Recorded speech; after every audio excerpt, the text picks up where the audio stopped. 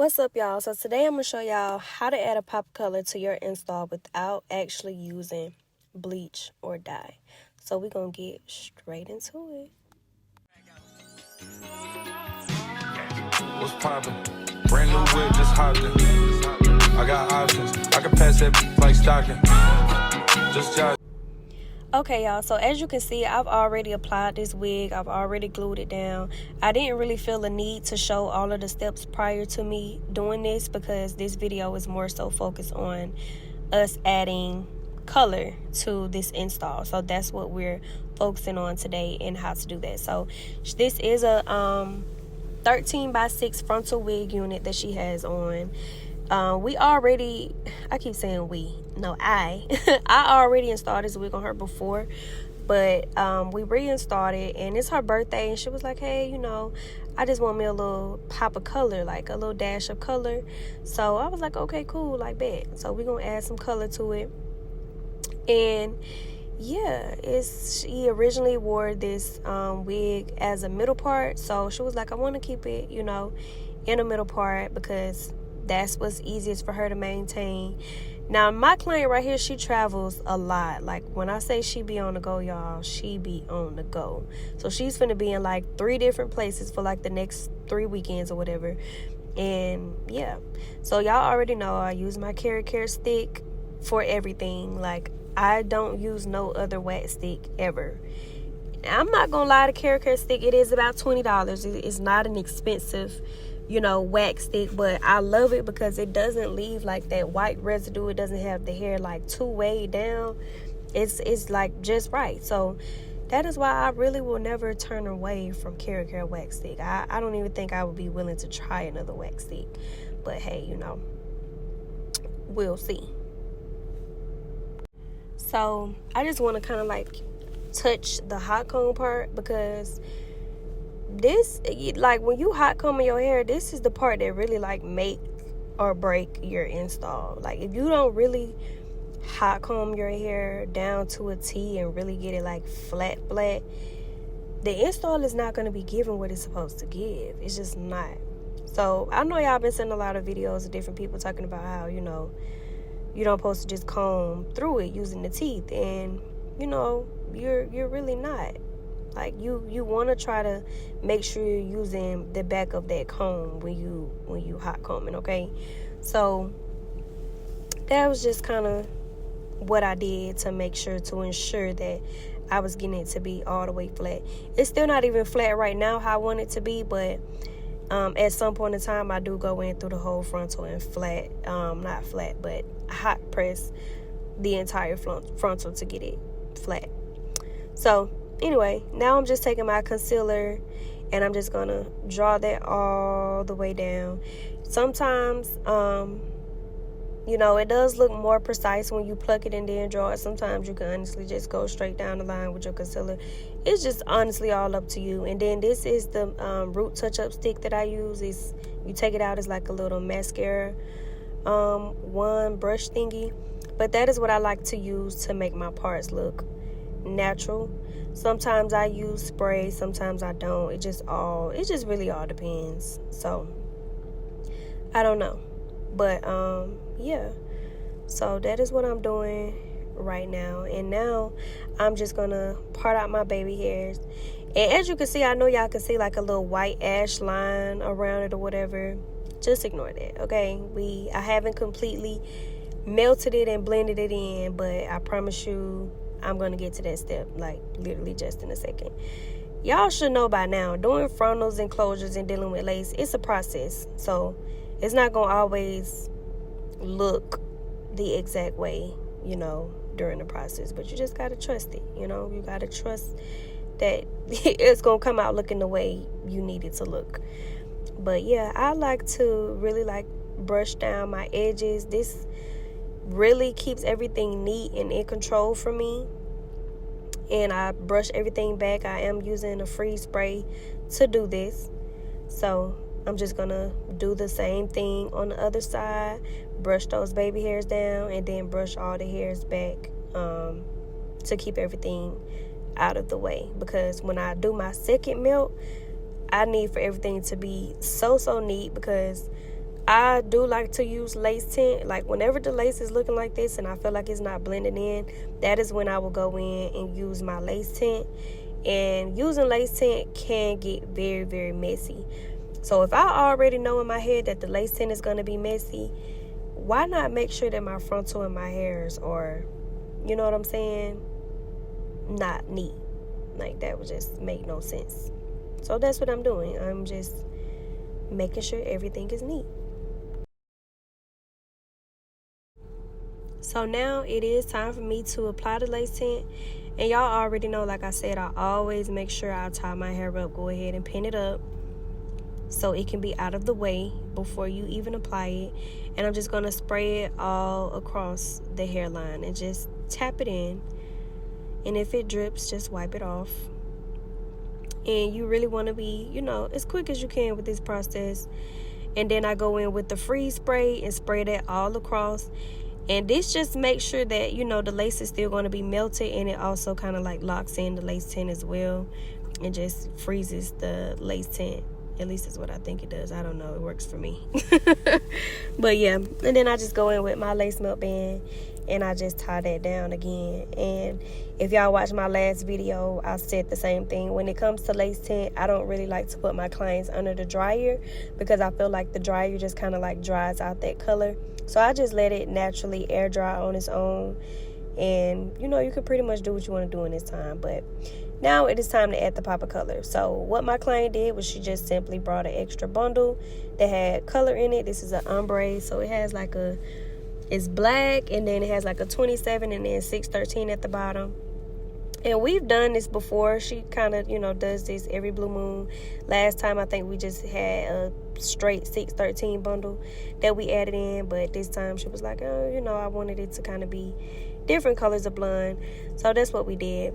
So now I'm just going to show y'all how I add the bundles in, because this is a wig install. You know, it's easy to do if you just adding it in a sew-in or adding it in a quick weave. Like, it's nothing to do.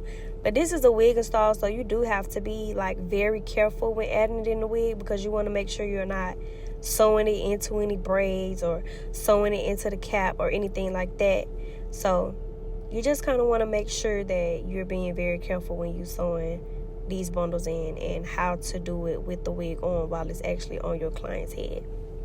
So I don't start at the very, very bottom. I kind of probably go like maybe 3-4 tracks up, and I start from there, because being that it's one bundle, and you know, the closer you get to the top, you're going to have to use more hair. So you don't want to start like too far down. So I kind of start like, you know, probably like right there by the ear, and I kind of just work my way up from there. But as I'm doing this, like, I'm kind of pulling the wig out, because, you know, you can kind of see through that little area right there, like where I have the tracks separated. I can kind of see through the wig there. So I don't know. I'm just making sure that I'm pulling the wig apart as I'm sewing, to make sure that I'm not sewing anything else in with these tracks. So, yeah.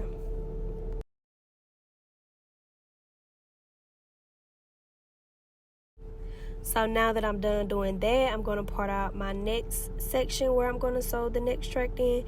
And I am sewing these in double weft, so I'm not adding them in single weft.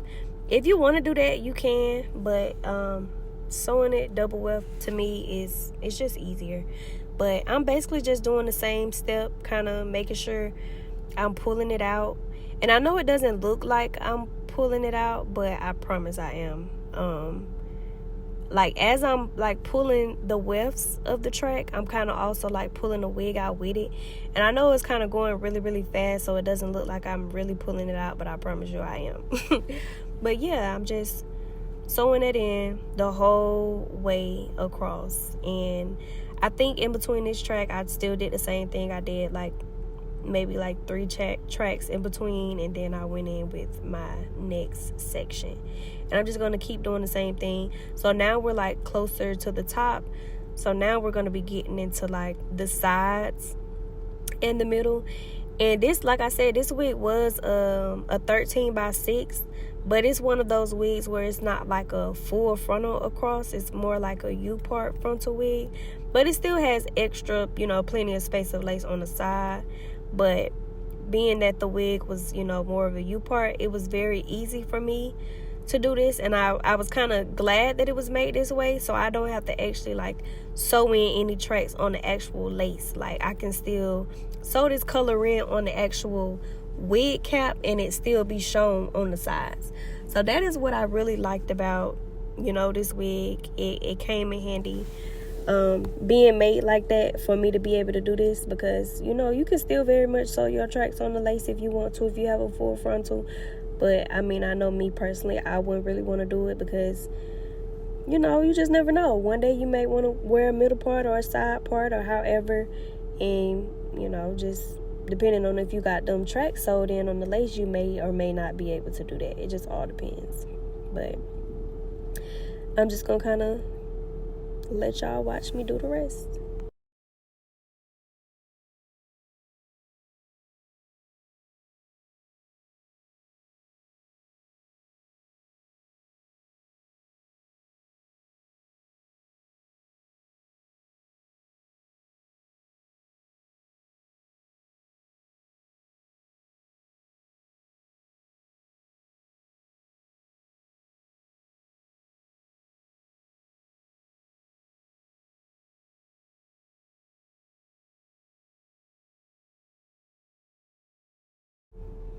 So now we're basically all the way at the top. So the hair that I'm leaving out is all of the hair that's basically like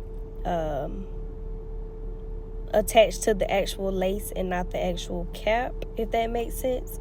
So this is like that top part layer. I'm gonna go in and I just added one more layer up there. So now that I've added all of my color to it, and she just wanted a pop of color, she just wanted a little peekaboo. So that's kind of what we did. And I had already kind of layered that wig from the last install, so that's why I just kind of went in and layered the rest of the hair so that it can blend in with the length all the way through. And of course, as always, my camera did end up dying. I did end up curling it, but I did have to do this part off camera because I had to let my phone charge some more. But yeah, I promise y'all, next video I'm gonna do a tutorial on how I do my curls and styling. But yeah, so these are the curls before I combed them out. I like to always comb my curls out. I'm sorry, like when we going for that big loose curl look, I just like to comb my curls out. And what I do is I first comb my curls out with the wide tooth comb, and then I go in with the smaller tooth comb, because it just makes the hair like more uniformed and put together versus it all being combed out, with the wide tooth comb. So once I do that, I kind of just bring all the hair to the front, and yeah, I just keep styling it and keep combing it until I get the exact look of how I want it to look. So this was the look that we were going for today, and I loved it. And when you get done, you can really see like, okay, I may need to cut a little bit more here, cut a little bit more there. So that's just what I'm doing. But I love the way this turned out. Like, I love like the peekaboo of color. And then you gotta always make sure you keep that hot comb on to really lay it and go in the direction you want it to go in. But yeah, this is pretty much the final result of how it came out.